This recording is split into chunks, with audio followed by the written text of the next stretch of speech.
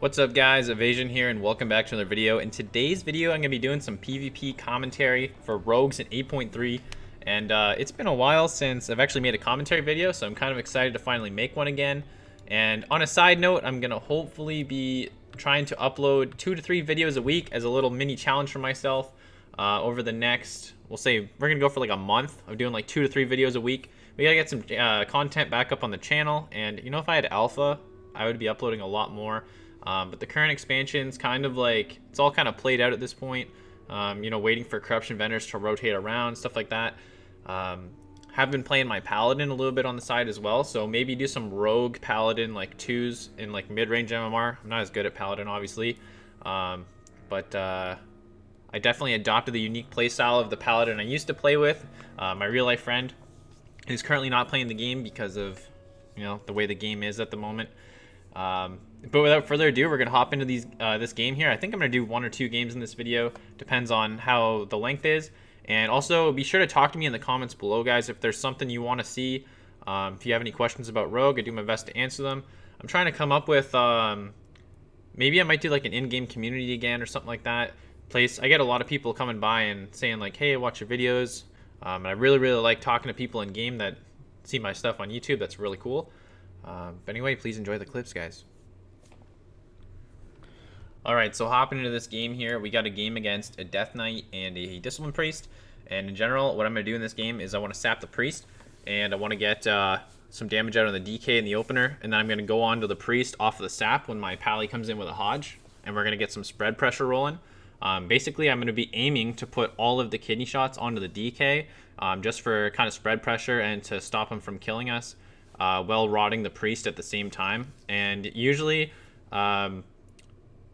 one person's gonna like rotate through their defensives quicker than the other, and you're gonna end up killing them. The fact that this Priest here is playing Vitality Conduit, I think actually kind of bites him in the ass, to be honest, because I don't think that the DK would actually rot, but he actually needs it to survive me.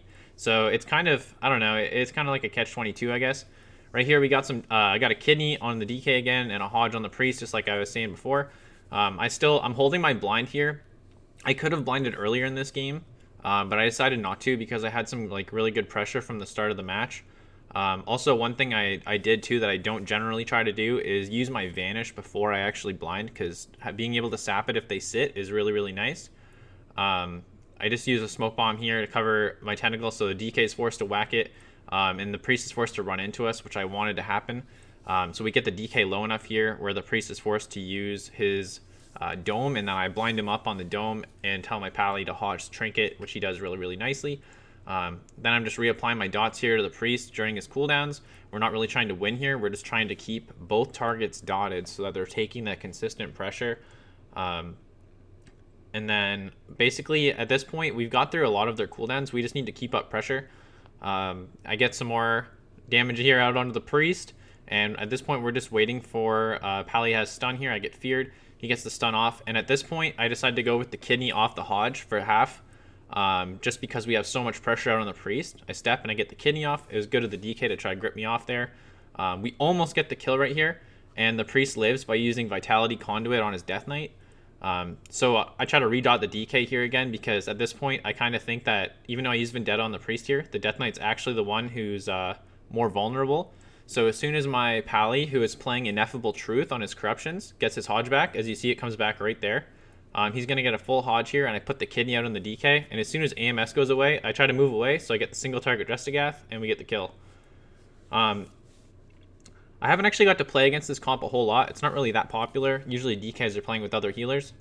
But in general, I think this was a good example of a game where you can really pressure both targets and win. In order for this kind of strategy to work, the pally has to be playing a little bit more defensive. But anyway, let's hop into another clip. Alright, hopping into another game here. We got a game against Survival Hunter and a Discipline Priest, and what we're going to aim to do in this game is kind of similar to the last one. We want to get the spread damage out onto both the Priest and the Hunter, and we're going to start on the Priest in this game. Usually I'll probably start on the Hunter, but the way that the flare was, I just decided to go with the Priest in the opener here. We get a claw onto the Priest, and I get some dots here onto the Hunter, and then I get back onto the Priest here. The Priest got the claw off, which wasn't a big deal. I got the Maledict on the Dispel, and it's actually going to sit the full duration, which was pretty good. It allowed me to keep my pressure, and I got a 35 tentacle there, and it actually did a little bit of damage. But it was, you know, it was pretty useful. Got a lot of pressure off here, and we're trying to redot the hunter. Basically, what you guys can try to do with survival hunters is try to delay the timing of your dots. Don't have them fall off or anything like that, but when you're reapplying them, try to stagger them, or also allow your energy to build up a little bit so that if they do get mending bandaged off, you can instantly reapply them before there's too much of a hit to your energy regeneration, because that is definitely one thing that's going to be really hard to deal with survival. Survival definitely does have a couple of abilities that are pretty good at dealing with rogues, but it's not impossible to win this matchup. So there we get another Hodge onto the Priest and a Kitty onto the Hunter at the same time. That's a really, really good way to start forcing pressure against them, and something you'll see us do quite often in a lot of these games that I'll be showing.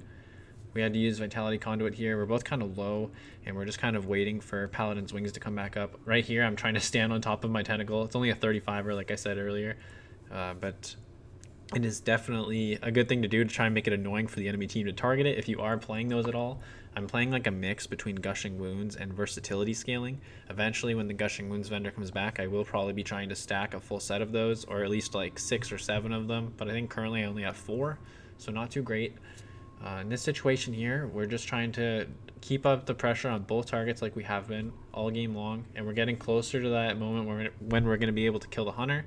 We had to go for a panic Hodge here, I believe. I don't actually know for what reason we did that one there. I can't remember from the audio recording. He just gets my dots cleared off here, and I'm forced to reapply them. And we're getting really low. At this point in time, I'm thinking I'm going to be killing the Hunter, so I go for a kick onto the Priest, and we get the Turtle, which I believe is the last cooldown. So I put my Kidney on this guy just because Hodge was down, because we formerly used it on the Hunter, and I used my Vendetta, which is up still. We force out Dome, so I guess Dome is the last cooldown we're going to see in this game here. I go for a step kick on the Shadow Mend right here, and then he goes for a Mending Bandage, but it's too late. I just hit him with an Envenom, and since I stepped to him, I believe the Drestagath was full damage. At least it only hit the pet at the very least. Drestagath, definitely splitting damage between multiple targets, is something you want to try to avoid against that comp. That's also why I have the Maledict equipped, because it kind of gives you an extra button to press it that's useful against Hunters to keep up the pressure. You just have to watch out for Feign Death, as they will use Feign Death.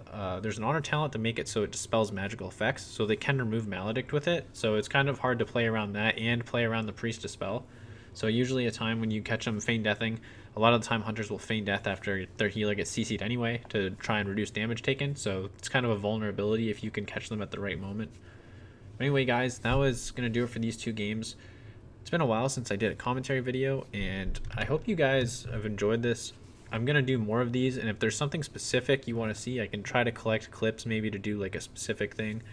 Both these games happen to be against Discipline Priests. Maybe there's a certain healer you guys are struggling with. Maybe you're playing a different comp. Maybe I can try and collect something like that, but for 2s, most of the time, the people I play with is kind of limited at the moment, at least at higher ratings. So chances of seeing a huge comp variety is kind of low. Probably mostly Mage Rogue and Rogue Pally, unless I'm on my Paladin, in which case I can play with probably other classes as well. But yeah, if you enjoyed this video, please be sure to give it a like, comment, subscribe for more, and we'll see you guys in the next one.